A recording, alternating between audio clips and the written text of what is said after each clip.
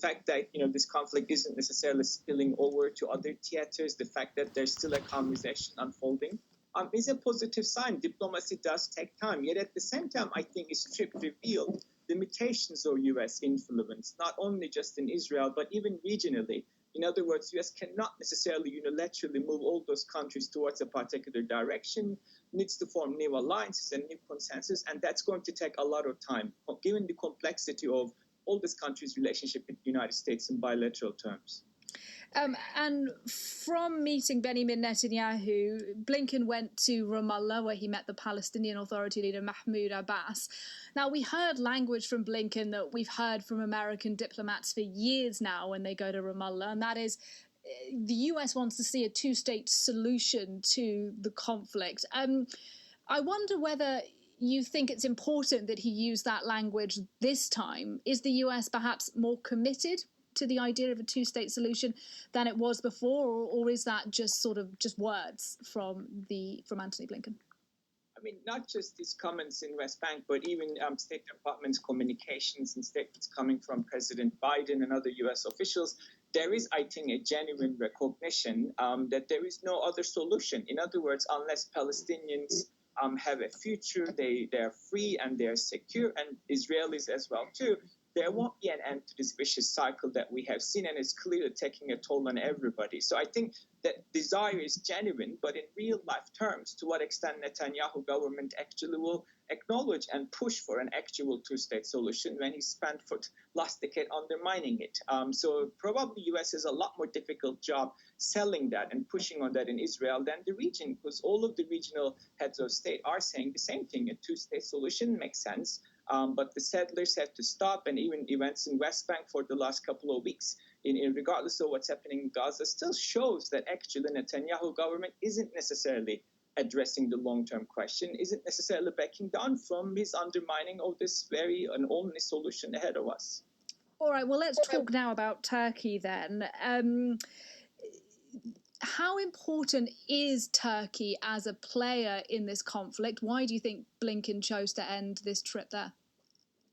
Obviously, not just Turkey, regional powers are playing a more important role than ever. Turkey has relations with Hamas and overall Palestinians and is keen to bring aid and is keen to help release of hostages. Bilaterally, Turkey and Israel have been trying to normalize relations. U.S. and Turkey have been going through quite a precarious process of teasing out some of the troubles within that relationship. And so that portfolio becomes entangled in some of the issues U.S. and Turkey need to work through. And as a powerful actor, it does have a part to play, but perhaps Turkey's role in this crisis a lot lesser than others like Egypt, which has a border to the developments, or even Qatar, who seems to play a much more proactive role in release of hostages and influence on Hamas, or Jordan and other regional key actors like Saudi Arabia.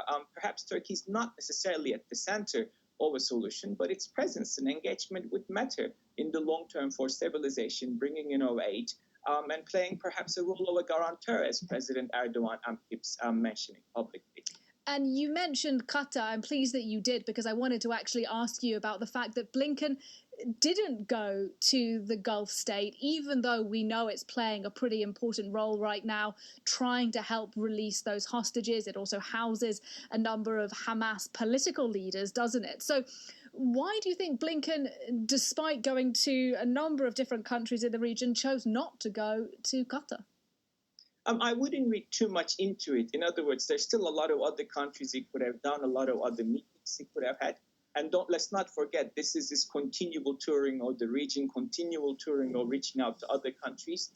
But the conversations between Qatar and U.S. are quite straightforward, and clearly Qatar is playing an important back channel role. And it might be that also Qatar doesn't also want to draw attention to a lot of the work it's doing, trying to achieve the release of the hostages. And some of these conversations are quite precarious to report publicly, or perhaps that's Qatar's decision, but we don't know. But I wouldn't necessarily read too much into it at this stage. All right, just a final question, if I may. We got some striking images this morning of Antony Blinken arriving under the cover of darkness in Iraq. He was wearing a flak jacket in Baghdad.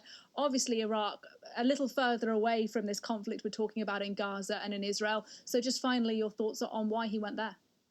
I suppose a lot of his focus is about the recent developments in Iraq and Syria, which saw U.S. Soldiers and assets being targeted, and also his desire to ease tensions and reactions that are unfolding around there. And there is the question of Iran, right? So nobody wants Iran and its proxies, including Hezbollah, to enter into this force. And there is a subtext of actually pushing that message forward in Iraq that Iran's entry into this crisis is not going to be welcomed by the United States or anybody else in the region at this stage.